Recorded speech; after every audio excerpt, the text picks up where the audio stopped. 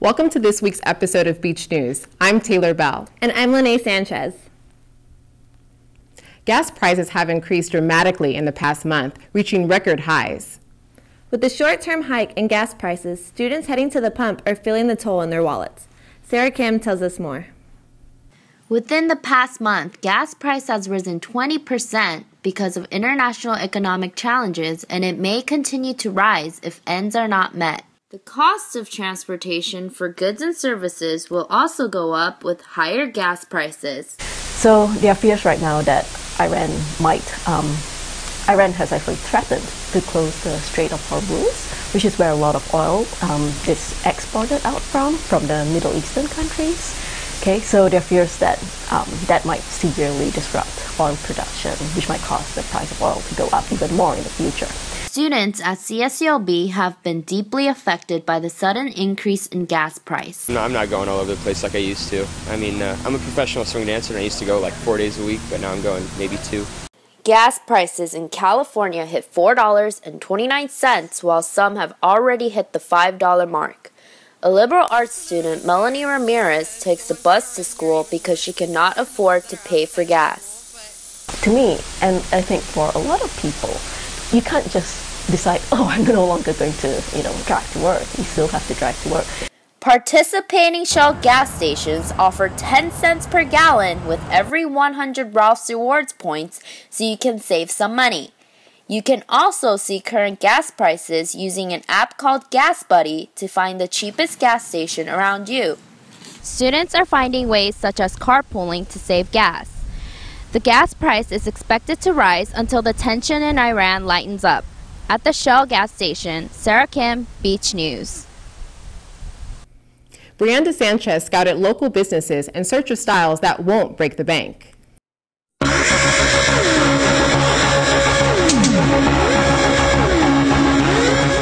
We all could use a little saving once in a while, so we went to Jenny G on 2nd Street, Long Beach to get some outfits for under $75.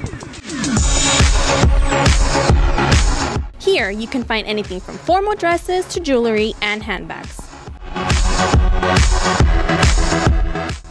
If you decide to go out for some fun, there is this black jumpsuit that can be accessorized with a detailed belt, and black pumps give it a finishing touch.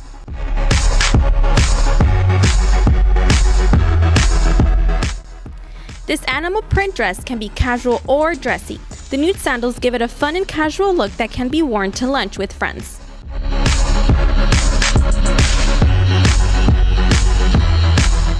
The sheer blue top paired with flat black boots give it an edgier look that can be worn during the day or night.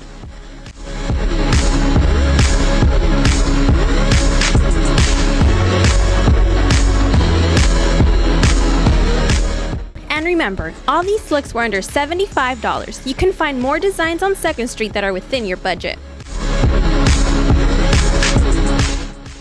Brianda Sanchez, Beach News.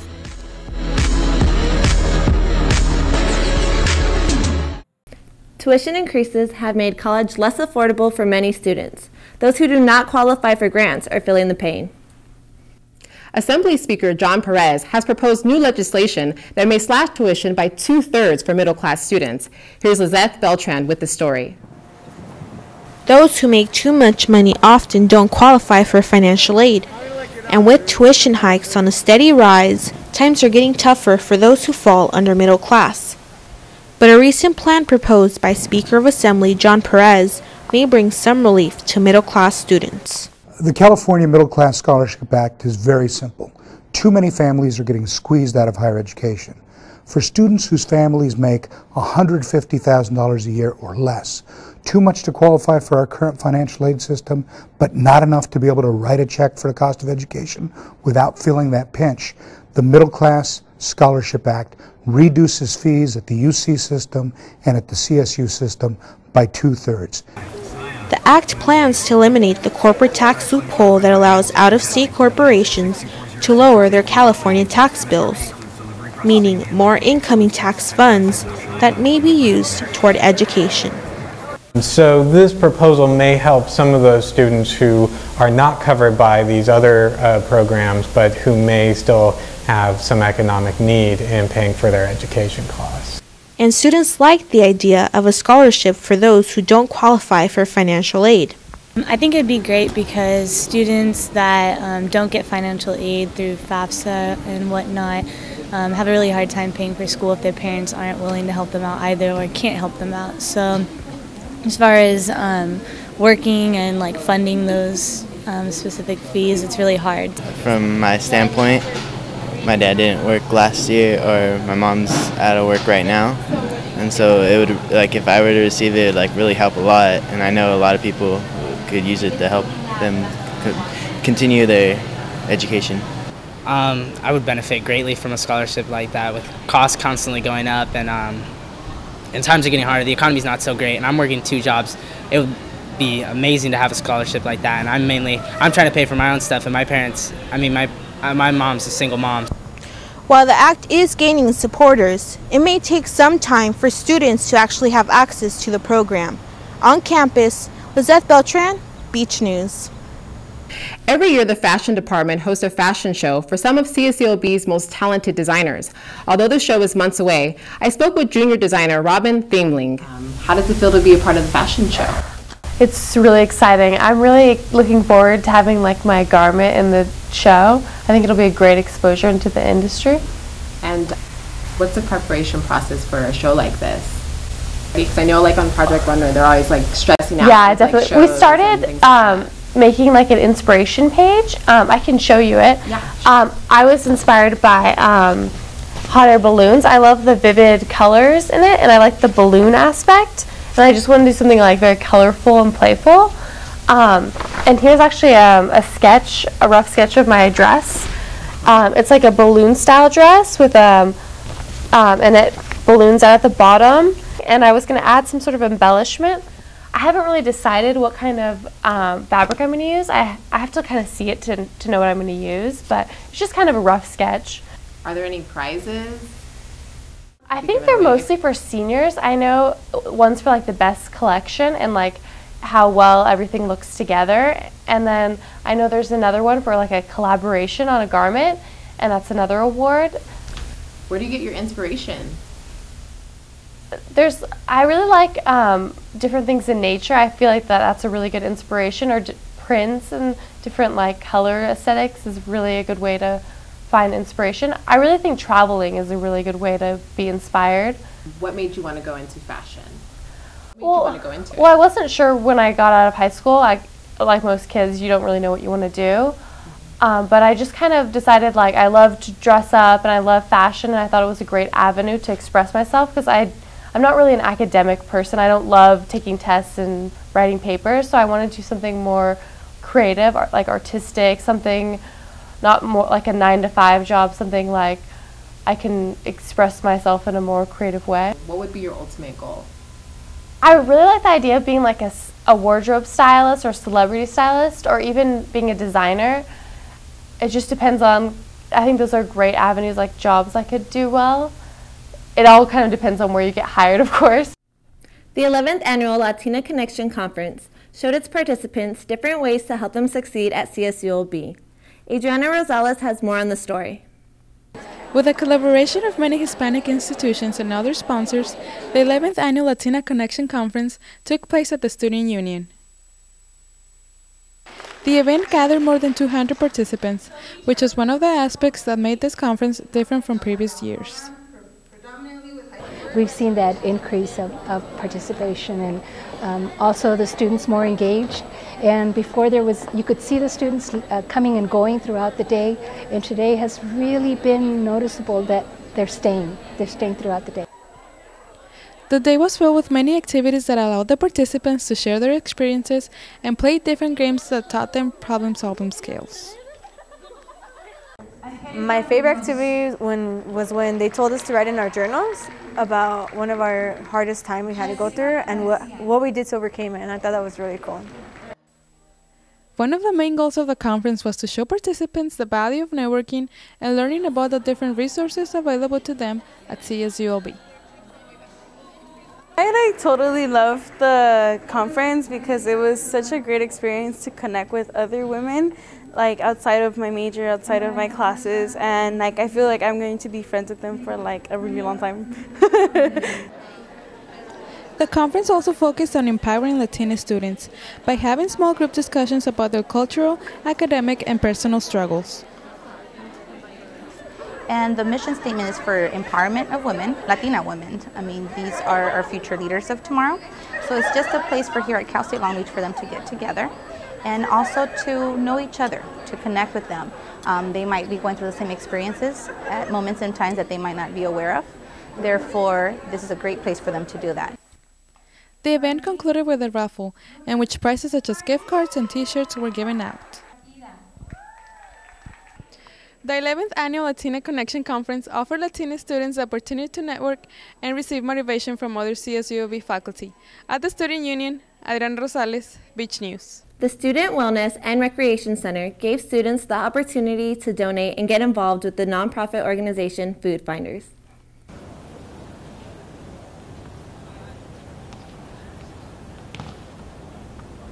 NERSA actually stands for the National Intramural and Recreational Sports Association, and it's our overarching professional and student development organization for collegiate recreational sports and campus recreation.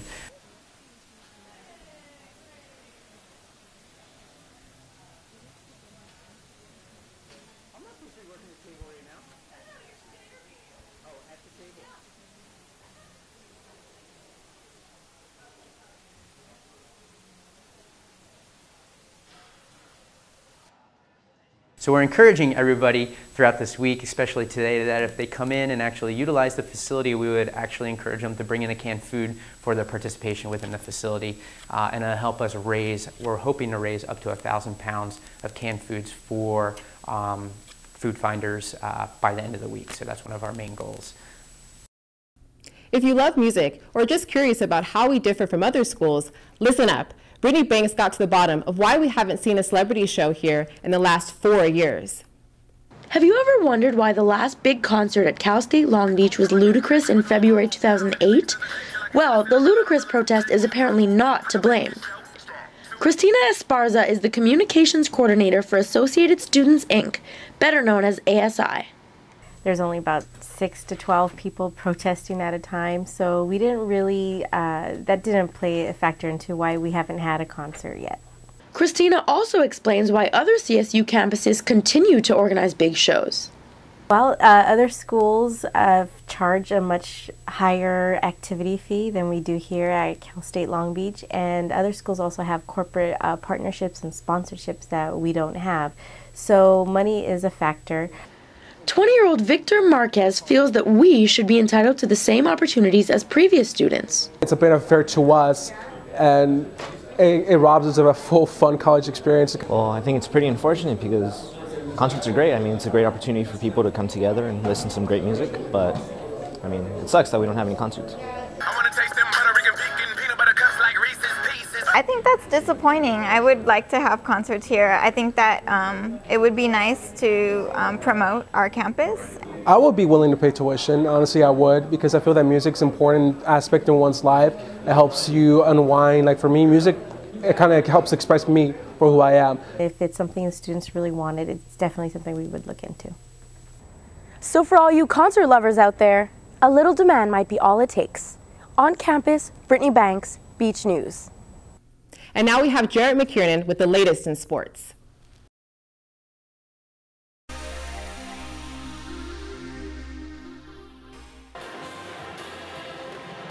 The Long Beach State men's basketball team hosts UCSB, the team that knocked them off in last year's Big West Tournament championship game.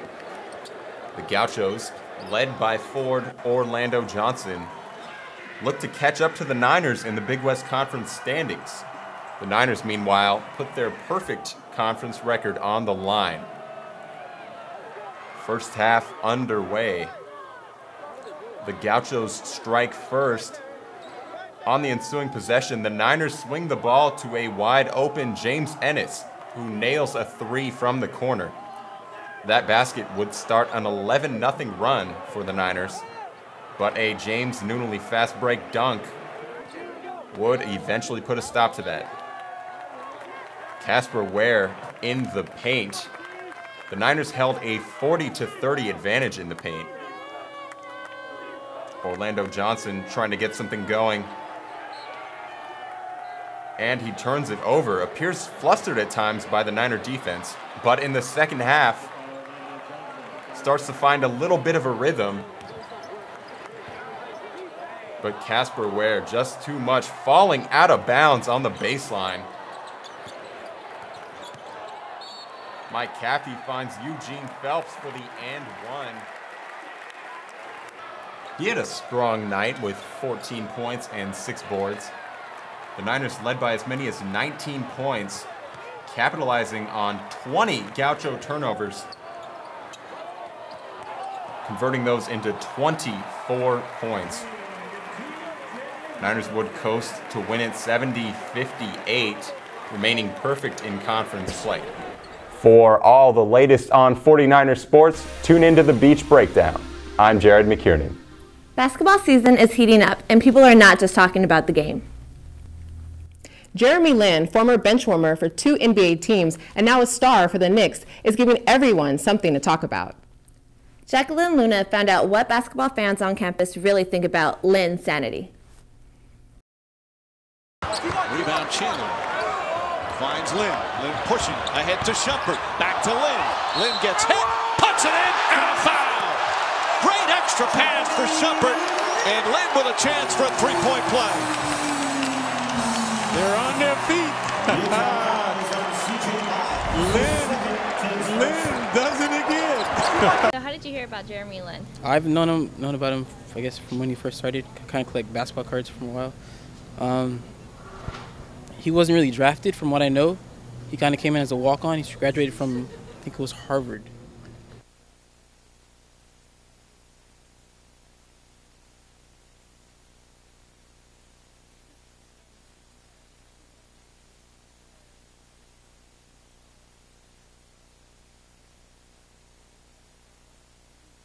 It's pretty awesome because he worked pretty hard and everyone overlooked him. So it's nice to have someone get discovered like that and to bring up a team like that. I think it's quite a story. I mean, whenever you have to fight through adversity like he did, I mean, he got kicked off of probably like 2 or 3 teams, and he still fought and he still made it. That's kudos. That's good. You know, that's hard work. Well, people like him a lot because he's very humble. But I think as long as he continues to play well and becomes, he's kind of like one of those Cinderella stories. So people really want to love him. Jeremy Lin, the first American-born NBA player of Taiwanese descent, has revitalized a slouching New York Knicks team. Lin still has half a season to win over those who don't believe the hype. On campus, Jacqueline Luna, Beach News. Thanks for tuning in to this week's episode of Beach News. I'm Taylor Bell. And I'm Lenai Sanchez. See you next time.